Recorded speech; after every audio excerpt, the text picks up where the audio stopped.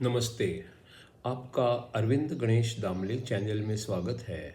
मैं अरविंद दामले आपके सामने प्रस्तुत कर रहा हूँ मेरी ही कुछ रचनाएं। पहली दो है मराठी में और बाद में एक है हिंदी में। ये है इन रचनाओं का 853वां भाग। आपको ये रचनाएं पसंद आएँ तो मेरे अरविंद गणेश दामले चैनल को सब्सक्राइब करें, लाइक करें, शेयर करें और बेल आइकॉन दबाना ना भूलें। तो मेरी पहली मराठी वाली रचना है, मुलं ही मुलंच असणार अशी एक म्हण आहे आणि ती तशीच राहणार असा माझा विश्वास आहे. ती मला पटते, कारण कित्येक तरुण मुलांसारखे किंवा मध्यवयीन लोकांसारखे किंवा म्हाताऱ्यांसारखे वागतात आणि कित्येक म्हातारे मुलांसारखे किंवा तरुणांसारखे वागतात. मुळात जे वृत्तीने मुले असतात ते सगळे मुलंच राहतात. दुसरी रचना आहे, कधी कधी मी वयस्कर असूनही अगदी लहान मुलासारखा किंवा तरुणासारखा वागतो. मी तसं करतो आणि माझ्याच शरीराला फसवायचा प्रयत्न करतो. लोकांना आश्चर्य वाटतं की हा असं काय करतो, पण स्वतःला फसवण्यात देखील मजा आहे असं मी म्हणतो.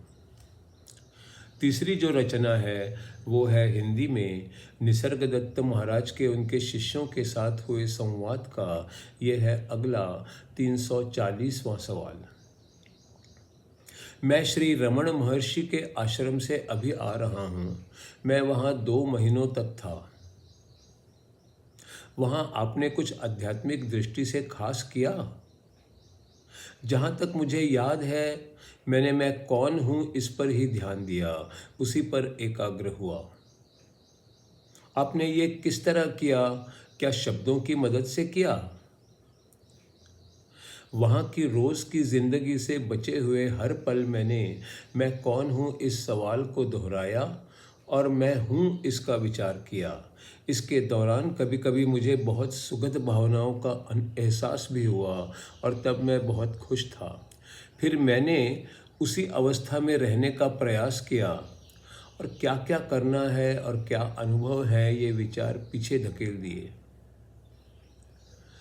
जब आप सही भावना में थे और खुश थे, तब का आपका अनुभव कैसा था?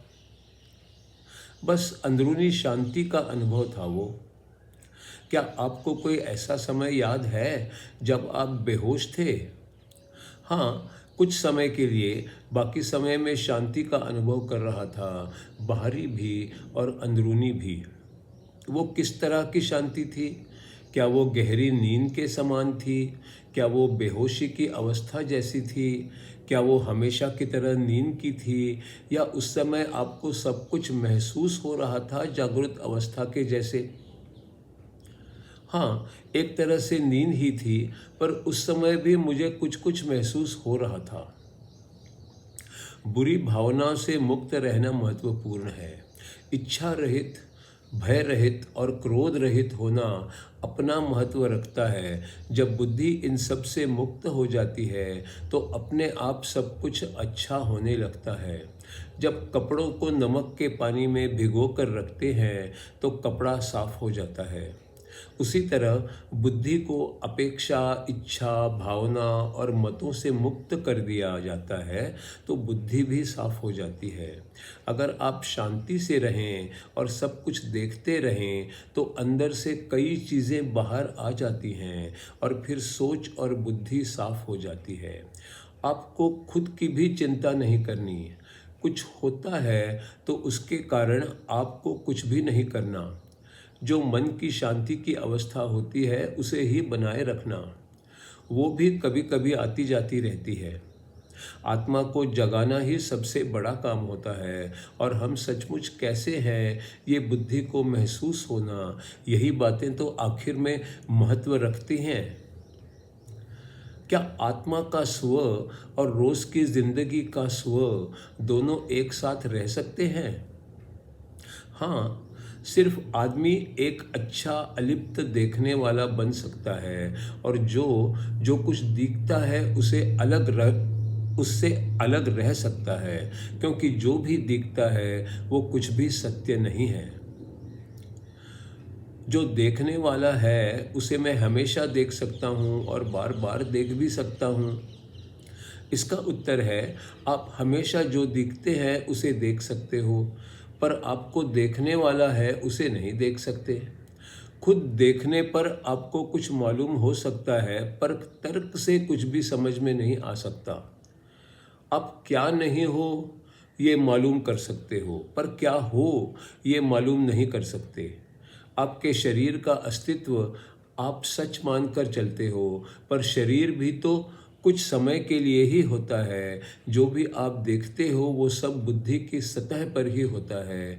देखने वाला, देखने की क्रिया और जो कुछ दिखता है वो सब मन और कल्पना की देन है। सिर्फ मैं हूँ, इतना ही सत्य है। इसका अगला सवाल है, पर बुद्धि ये तीन बातें कल्पना से क्यों बनाता है? इसका उत्तर है, बुद्धि का काम ही है तोड़ना और फिर हर चीज़ की अलग अलग पहचान बनाना। विभाग बनाना कोई नुकसान की बात नहीं है, पर भाग है, यही बात गलत है। अलग अलग चीज़ें और आदमी अलग अलग दिखते हैं, पर अलग नहीं हैं। सत्य तो एक ही है। वे विरुद्ध गुणों से युक्त है ऐसा दिखता है, पर वास्तव में तो सब एक ही हैं। मुझे पता है कि मैं शुरू से ही हमेशा कुछ न कुछ करते रहने वाला हूँ। यहाँ पर सिखाया जाता है कि चंचलता कम करो, अपनी बुद्धि से कुछ करना कम करो। जब भी मैं कुछ ना करने की ठानता हूँ, मेरी कुछ करने की इच्छा प्रबल हो जाती है। फिर मेरा खुद से ही झगड़ा शुरू हो जाता है। अंदर से तो कुछ करने की इच्छा होती है और बाहर मैं कुछ न कुछ करने की ठान लेता हूँ। इस मुश्किल से मैं कैसे बाहर आऊं? इसका उत्तर है, चंचलता की वजह से आप कुछ करते हो और कुछ काम करते हो, उसमें फर्क है। निसर्ग काम है और काम ही निसर्ग है। आप बाकी कुछ करते हो तो वो कुछ इच्छाएं पूरी करने के लिए किसी डर की वजह से या किसी क्रोध की वजह से करते हो। आपको किसी चीज़ की मालकियत चाहिए इसलिए करते हो, या इंद्रियों को कुछ क्षणों का आनंद मिले इसलिए करते हो। जो आप चाहते हो वो कभी हो जाता है और कभी नहीं भी होता। ये सब सिर्फ खुद के लिए होता है, और आपको जो काम करते हो उसका फायदा समाज को भी तो होता है। उसमें केवल व्यक्तिगत स्वार्थ तो नहीं होता।